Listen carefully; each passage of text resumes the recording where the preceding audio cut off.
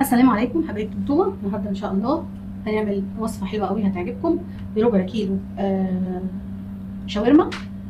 هنعمل اكله تكفي 6 افراد.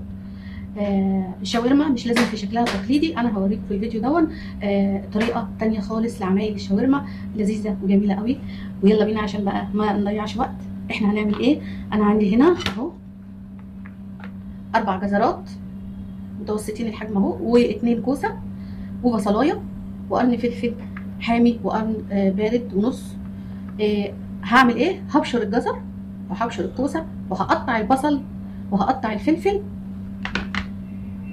والشاورما بالنسبه للفراخ هنجيب بوله كده احط فيها الفراخ بتاعتي. بعد ما حطيت الفراخ بتاعتي كده هحط عليها كوبايه زبادي،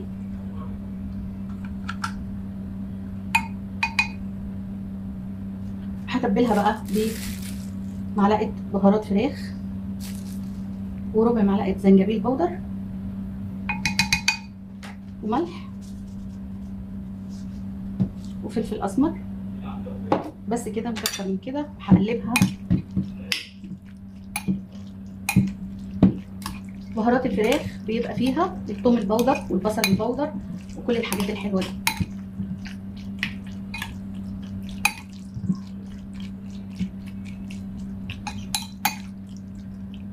كده تبلت الفراخ بتاعتي، هركنها بقى في التلاجة لحد ما ابشر الجزر والكوسه واقطع البصل واجهز بقيه وصفتنا النهارده. قبل ما ابشر الجزر بتاعي والكوسه برده، ده حمص الشام انتوا عارفينه اهو. ده ربع كيلو انا جبته وحطيت عليه طبعا نضفته وغسلته ونقعته في ميه سخنه بقاله دلوقتي تقريبا حوالي نص ساعه. هنعمل ايه؟ هناخد الحمص ده، هنجيب حله كده وهناخد الحمص نحطه فيها. طبعا انا مش هستخدم الربع كيلو كله، انا هاخد نصه بس انا هسلقه كله بقى مره واحده عشان هعوز الربع كيلو التاني في وصفه تانيه. بعد ما حطيت الحمص بتاعي كده هحط عليه ميه عاديه، وهحط له نص معلقه كركم وملح، وهحط كمان نص معلقه بيكنج باودر علشان خاطر هيخليه يستوي بسرعه وما ياخدش وقت خالص. هعمل ايه؟ هرفعه على النار لغايه اما يستوي الحمص بتاعي. بشرت الجزر اهو وببشر طبعا الكوسه. طبعا انت بتبشري من الناحيه اللي هي الضيقه اهي، انا عايزاها رفيعه، وفيكي بقى انت تزودي كميه الخضار براحتك اللي انت عايزاه. عايزه اكتر من كده براحتك.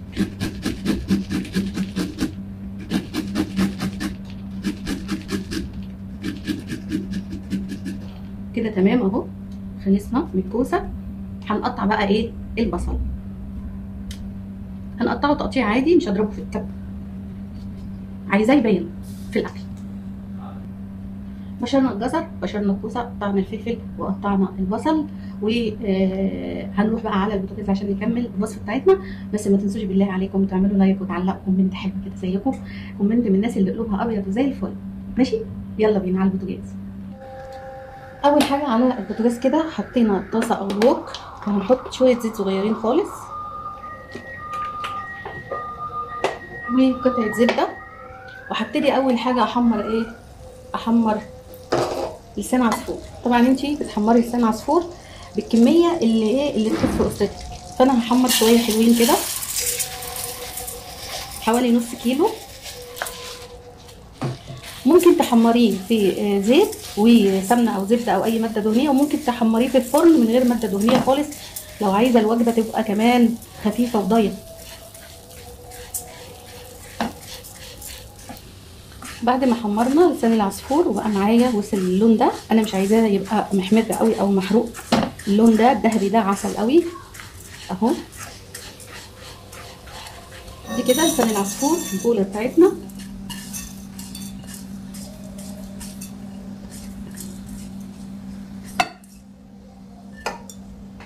وهنركنه وهنكفي الوصفه بقى بتاعتنا. مكان ما حمرنا كده لسان العصفور هننزل تاني بشويه زيت صغيرين،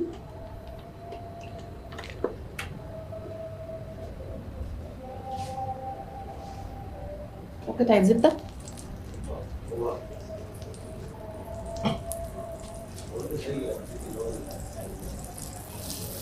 وهنبتدي بقى ندي للفراخ بتاعتنا او الشاورما بتاعتنا ايه، صدمه، بس لما الزبده كده تسيح، عشان انا مش عايزاها تنزل ميه خالص.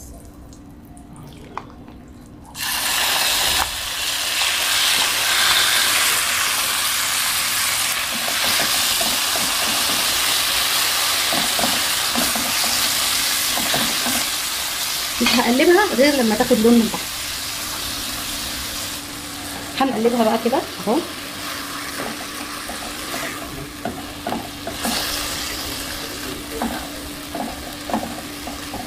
وهسيبها بقى 10 دقايق كده لما تاخد لون تتحمر كده،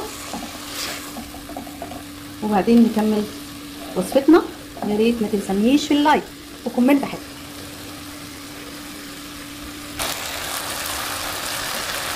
دول فصين توم اهم صغننين انا مقطعاهم كده، هنزلهم ياخدوا تحميره اخيره بقى مع الشاورما. هي خلاص اهي.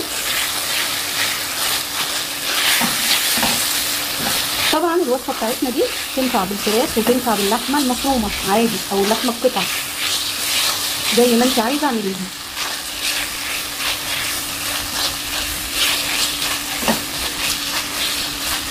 هي كده الفراخ خلاص والثوم ريحته ظهرت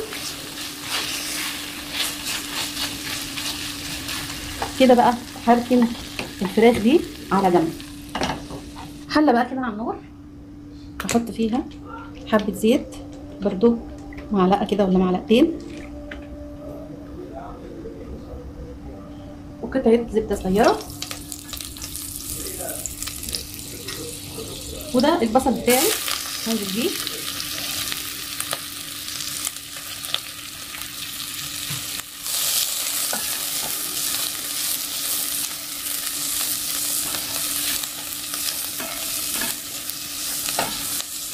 هقلبه بس تقلبتين لغايه اما يتكرمل كده،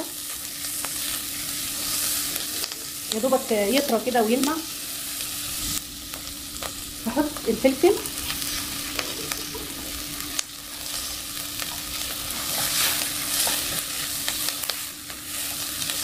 هتاكلوا احلى شاورما بلسان العصفور، تحفه،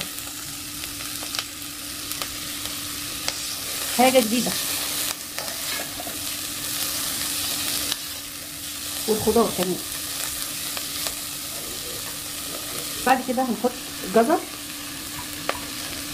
طبعا انت ممكن لو مش لاقيه كوسه تعملي الجزر بس، وممكن لو مش لاقيه جزر تعملي الكوسه بس الاثنين بيدوا طعم مسكر كده وجميل للاكله.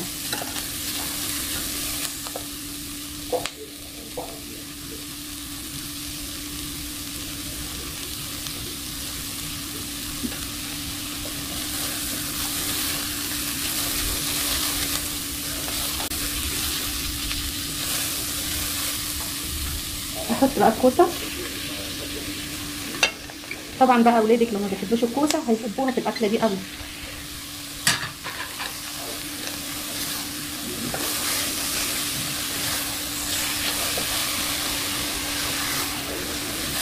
شوح الخضار بس كده شويه. بعد ما الخضار الحلو ده بتاعنا اتشوح، هنزل بقى بالفراخ الشاورما بتاعتنا.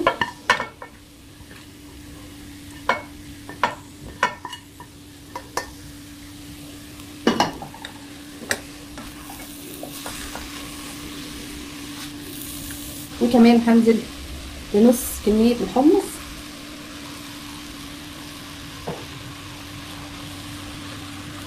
الله الله الله الله الله على الجمال، وكمان الغذاء.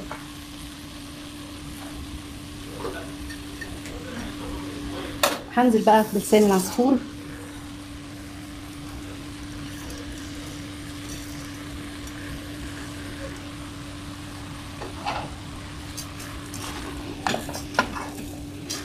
هقلب بقى الحلويات دي كلها كده.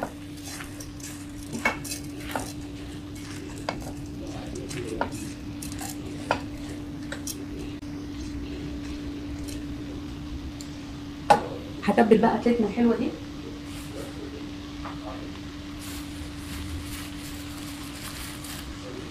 نص معلقه بهارات فراخ، فلفل اسمر، ملح،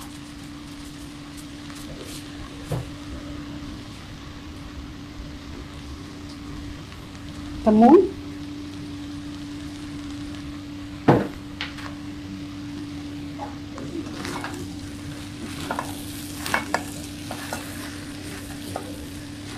حمرت الفراخ، حطيت فيه ميه وحطيت معلقتين صلصه وغليته وتبلته بشويه ملح وكمون وفلفل.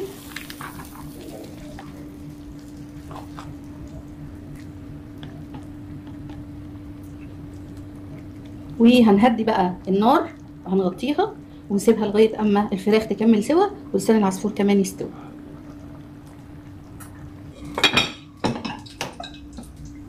بسم الله. هي دي، لو ما عملتيش الطشه دي يبقى ما بتاكلش. ويا سلام بقى لو هي سمنه بلدي بس، يا سلام. شفتوا الجمال؟ شفتوا الحلاوه؟ شفتوا بقى اكلتنا الجميله؟ الله، شفتوا الفراخ فيها عامله ازاي؟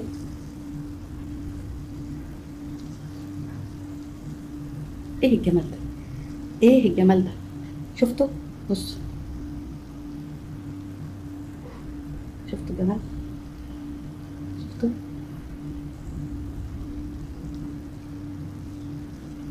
بصوا لسان العصفور شكله عامل ازاي؟ تحفه. وبربع كيلو بس بني عملتي حله تكفي 6 افراد، ما شاء الله. شوف الجمال.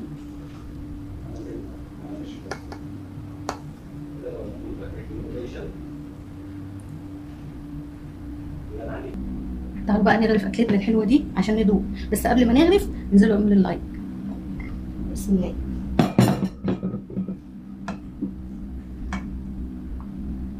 الفلفل وتحفه.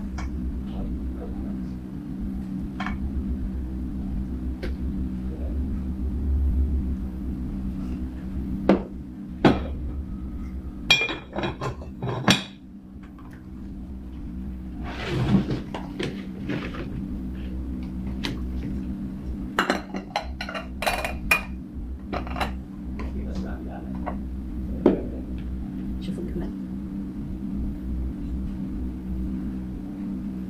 هنزينها بقى شويه كده بقدونس على كزبره،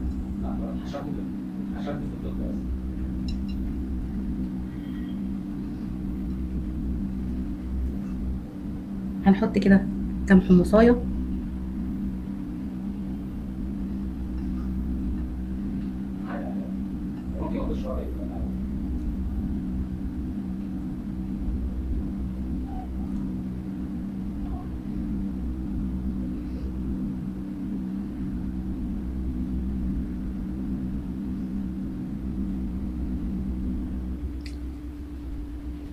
بصوا الجمال والحلاوه.